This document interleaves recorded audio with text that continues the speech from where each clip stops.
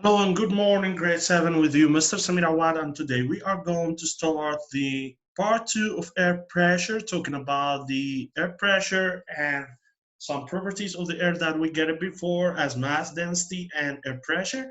And also we talked about the instruments we use to measure the air pressure, starting by the barometers. And we got to know about two types of barometer. We started the first one that was talking about the mercury barometer.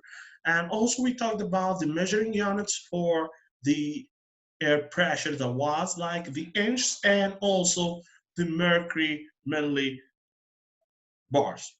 And also guys, we talked about the density and we knew more about the density of the air. Let's start now to know more about what we get the second type of the barometers, which is the aneroid barometer and how it works. And after that, we'll get the altitude effect on the pressure and density too. So let's go. First of all, aneroid barometer. And when we are talking about the aneroid barometers, that means what we are talking about non-liquid barometers that is going to start to measure the air pressure through a whole chamber here, yeah, depending on springs and dial and this needle to give you the reading for the air pressure. So as you can see here, guys, if you have a barometer at home, it is probably an aneroid barometer, not mercury one. And aneroid, it means here without liquid. Also, an aneroid barometer has an airtight metal chamber. And the metal chamber here is like a room. Here, it will sensitive changes or can be sensitive to the changes of the air pressure. And when air pressure increases, the thin walls of the chamber are pushed in. And when the pressure drops, the walls bug out. The chamber is connected to a dial by a series of springs and levers. And also you can see that the shape of the chamber changes according to the needle here on the dial moves here. So when the shape of the chamber changes, the needle on the dial moves according to the air pressure. As you can see here, guys, and that's a good explanation for it, you can see that in the beginning here, that is the metal chamber, and that is the springs here controlling the dial, and the dial is connected to the needle here. So when the air pressure start to decrease, the dial start to move according to the springs and the air inside, and also the needle is going to get to the left, showing that again into lower pressure. On the other side, yeah, when the air increase inside this chamber inside, it's moving the springs and the springs are pushing the, sorry for that, the springs are pushing the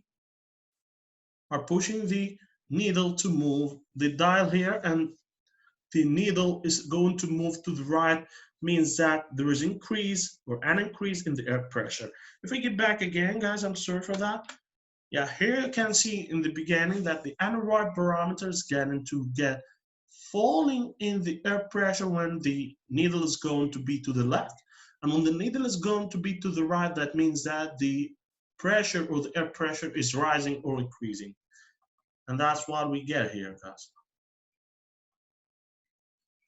Exactly, when it goes to the right here, it's going to increase. When it goes to the left down, it will making that the air pressure is going to fall down. So how does altitude affect air pressure and density? So the higher you hike a mountain, the more changes you will notice, and the temperature will drops and the plants will get smaller, but you might not notice another change that happening. Exactly, that at the top of the mountain, the air pressure is less than the air pressure at the sea level and at the average level of the oceans. So the altitude or elevation here is the distance above the sea level is going to change the air pressure. So air pressure decreases as the altitude increases, and as pressure decreases, so does density too. So when we increase the pressure, guys, that means the density is increasing, but the altitude is decreasing. And an opposite, when you increase the altitude and go up more, that means you will get the air pressure to decrease and also the density. Like we get example for that if you have more than one book and you are carrying them. So the altitude affects air pressure. Suppose that you have a stack of books here, which book has more weight on it. So the second book from the top or the book at the bottom. The second book from the top has the weight of only one book on top of it. But on the other side, you will get the book at the bottom of the stack has the weight of all of the books above it. And they are pressing on it too. Air at the sea level is like the book at the bottom, and the sea level air has the weight of the whole atmosphere pressing on it. So that the air pressure increasing at the sea level. And air near the top of the atmosphere is like the second book from the top in our example. And that means that air has less weight pressing on and thus has lower air pressure and also lower density when you go up. Like you can see here, guys, in the picture here, yeah, when you increase the elevation, yeah, the air pressure starts to decrease. So the lowest air pressure will be on the one at the top here, but it will be higher for the last one here. And as you see here, that is the sea level. When you increase the elevation, that's in kilometers, and that's too high too.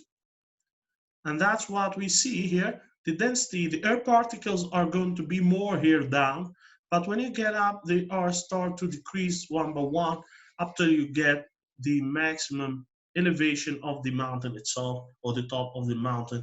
You get the minimum air pressure and minimum density.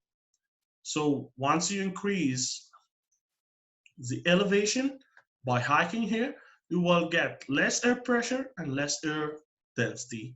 So the elevation increase, the density of the air and the air pressure decrease, and vice versa. Thank you for your attention, grade 7. I hope you to be safe at home and see you later, inshallah. Bye-bye.